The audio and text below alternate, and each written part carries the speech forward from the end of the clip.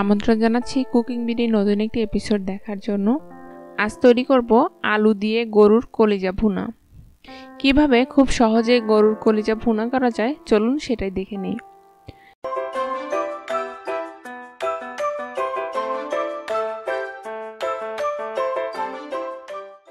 কলিজা ভুনার জন্য এখানে হাফ কেজি কলিজা রেগুলার সাইজে কেটে নিয়েছি।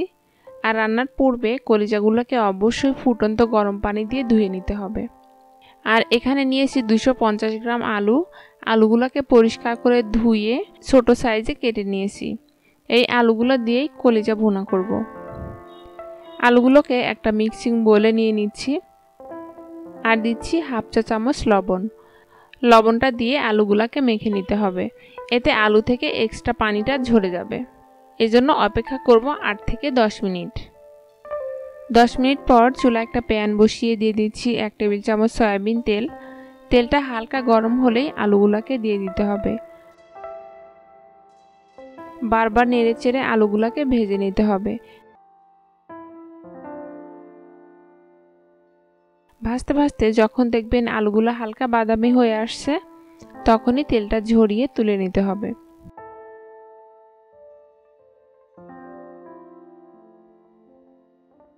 এখন ওই একই প্যানে দিয়ে দিচ্ছি 1/4 কাপ সরিষার তেল। আপনারা এখানে সয়াবিন তেলটাও দিতে পারবেন। দিচ্ছি 1/4 কাপ পেঁয়াজ কুচি।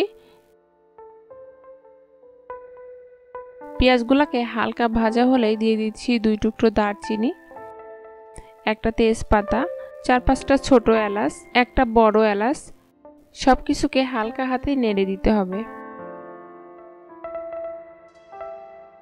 এবারে গুঁড়ো মশলাগুলো অ্যাড করে দিব, সেজন্য এর মধ্যে দিয়ে দিচ্ছি সামান্য একটু পানি যেন মশলাগুলো পুড়ে না যায়। এখন এক এক করে দিয়ে দিচ্ছি 1 চা চামচ জিরা গুঁড়া, 1 টেবিল চামচ মরিচের গুঁড়া, 1 চা চামচ গরম মশলার গুঁড়া, হাফ চা চামচ হলুদের গুঁড়া, 1 চা চামচ রসুন বাটা, 1 চা চামচ আদা বাটা। এখন এই সবগুলো মশলাকে 1 থেকে 2 মিনিটের জন্য একটু কষিয়ে নিতে হবে। মশলাগুলোকে কষানো হলেই কলিজাগুলো দিয়ে একটু নেড়ে দিতে হবে যেন কলিজা এবং মশলাটা ভালোভাবে মিশে যায়।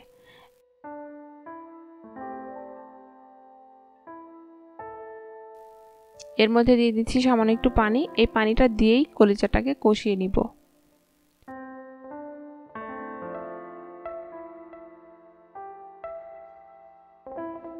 সবশেষে দিচ্ছি লবণ।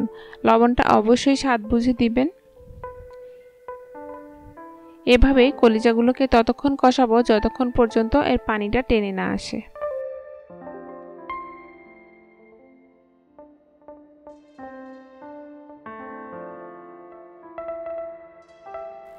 কিছুক্ষণ কষানোর পর দেখতে পাচ্ছেন অনেকটা ঘন হয়ে আসছে। এ পর্যায়ে ভেজে রাখা আলুগুলো দিয়ে দিতে হবে। আর আলুগুলো দেওয়ার পর আরও 4 থেকে 5 মিনিট কষিয়ে নিব।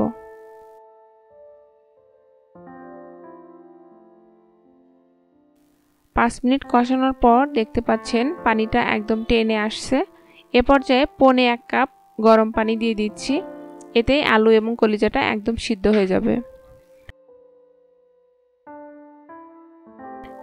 এবার ঢাকনা দিয়ে ঢেকে দিচ্ছি। কিছুক্ষণ রান্নার পর ঢাকনাটা খুলে নিচ্ছি। দিচ্ছি 1 কাপ পেঁয়াজ। পেঁয়াজগুলোকে একটু মোটা করে কাটতে হবে। আর দিচ্ছি 4টা কাঁচামরিচ। মরিচগুলোর একটু আগাটা ভেঙে দিতে হবে, এতে ফ্লেভারটা ভালো আসবে। এখন এই ঝোলটা ঘন হয়ে আসা পর্যন্ত অপেক্ষা করব।